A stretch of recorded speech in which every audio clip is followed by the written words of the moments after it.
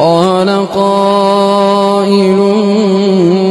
منهم كم لبثتم قالوا لبثنا يوما أو بعض يوم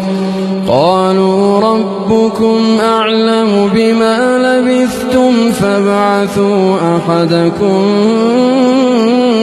بورقكم هذه إلى المدينة فلينظر أيها أزكى طعاما فليأتكم برزق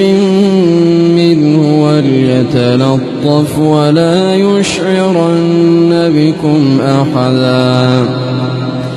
إنهم إن